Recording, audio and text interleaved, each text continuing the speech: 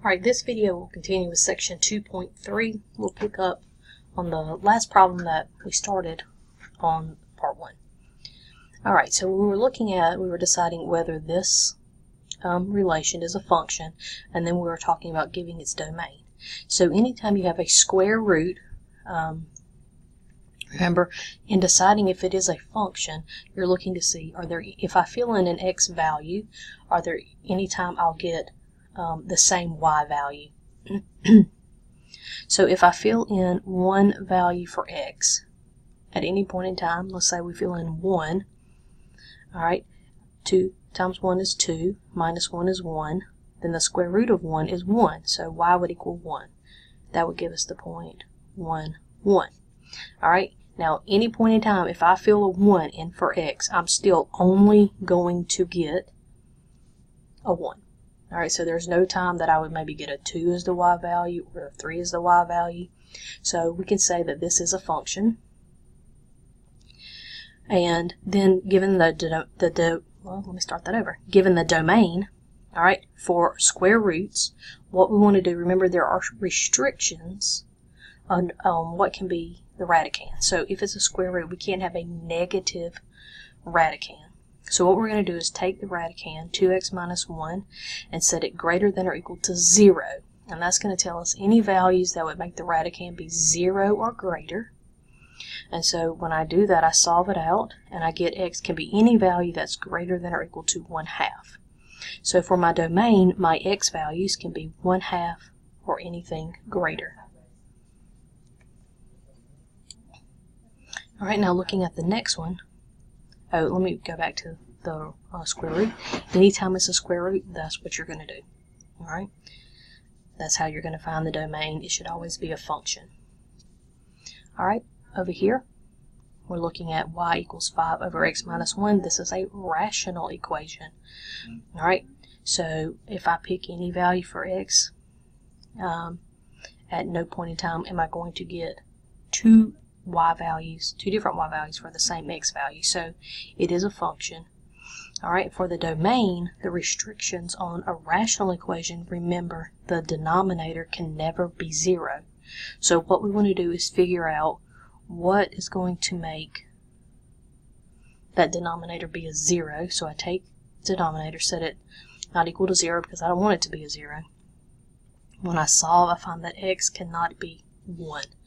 Alright, so x can't be 1 because it will make the denominator 0. That will make our function undefined. So the domain can be anything but a 1. Now, you want to put that in interval notation, so negative infinity up to 1,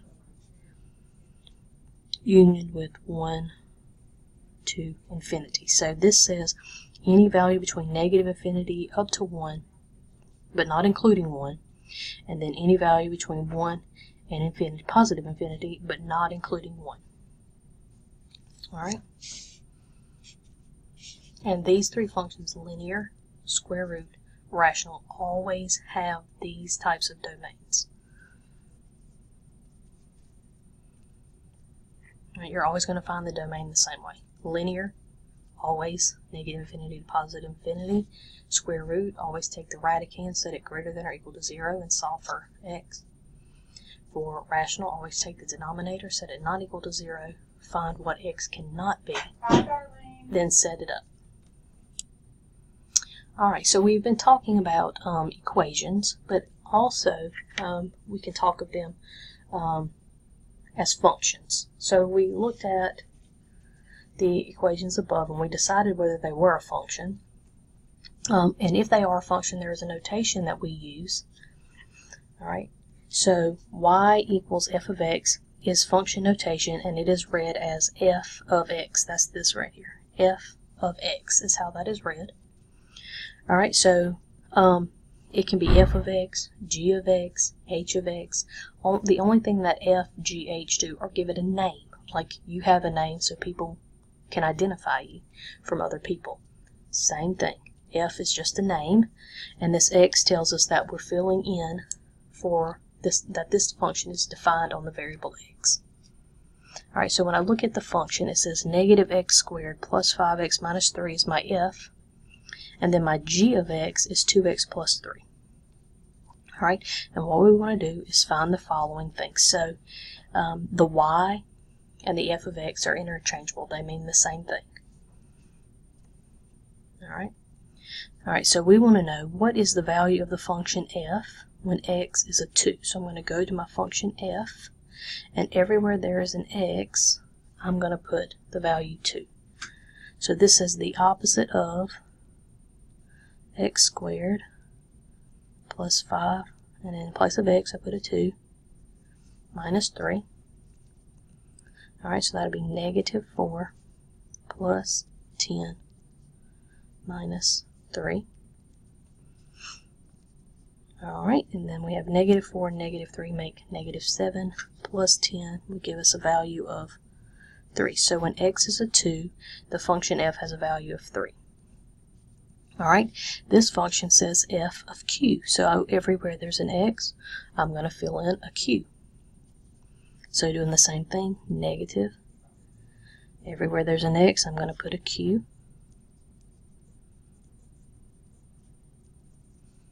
Alright, so that would give me negative q squared plus 5q minus 3. And that would be my function. Alright, the next one says, for the function g, everywhere there's an x, I'm going to replace it with a plus 1. So my function g of a plus 1 would say, take the function g, which is 2x plus 3, and everywhere there's an x, I'm going to put a plus 1. Alright, so then when I multiply that out, 2 times a is 2a, 2 times 1 is 2, plus the 3 here on the end, gives me a function 2a plus 5. Alright, looking at the next one. Alright, it says for each function, find f of 3. So we're going to find every function f. Everywhere there's an x, we're going to put a 3. So for this one, we would say 3 times 3 minus 7. Alright, then that would give us 9 minus 7, which is 2. So the value of the function f when f is 3 is 2. Alright, looking at the next one. Now this, they told us in the instruction that these were functions. Alright, so remember these are the x's and these are the y's. So if I fill in, and remember these are solutions to a function, ordered pairs are solutions. Alright.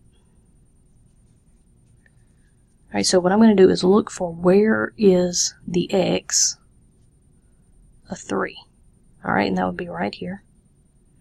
Alright, so when x is 3, what is its y? It is 1. Easy as that. Nothing, that's probably some of the easiest ones.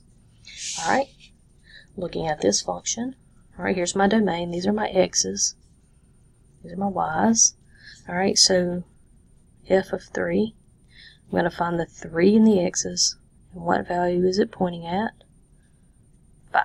So when x is a 3, the y is a 5, or the function has a value of 5.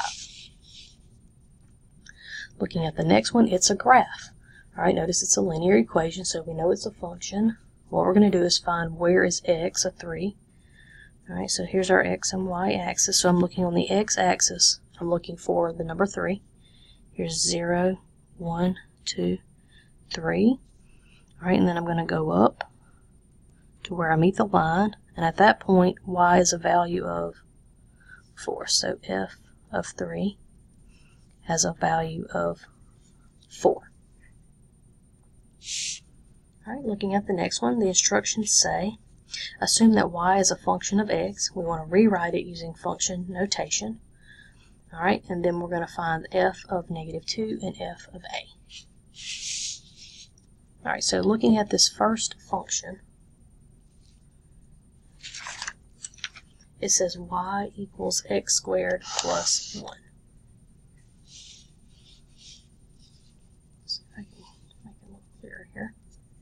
Alright, so we know that f of x is the same thing as y. So since our equation is already solved for y, we can write it as f of x equals x squared plus 1. And that's all it takes to rewrite the equation in function notation, is simply replace y with f of x. Alright, now we need to find the value of this function when x is a negative 2. So everywhere there's an x, I'm going to put a negative 2. And the negative 2 squared would be 4. Plus 1 gives us a value of 5. So this function, when x is a negative 2, has a value of 5. Alright, then we're going to do the same thing here. Alright, for f of a, everywhere there's an x, we're going to replace it with an a. Alright, and that will give us a squared. So I'm writing here. A squared plus 1. Alright, on the second function, we have x minus 4y equals 5. So before we can write it in function notation, we first have to solve the equation for y. Alright, so what I'm going to do is subtract this x from both sides. That'll give me negative 4y equals negative x plus 5. Alright, then divide both sides by negative 4. That's going to get our y by itself. And that'll leave us y equals, and you can write it as x over 4 or 1/4 x. Either way, it doesn't matter. Same difference. Minus 5/4. Alright, then to write it in function notation, I take the y and replace it with f of x.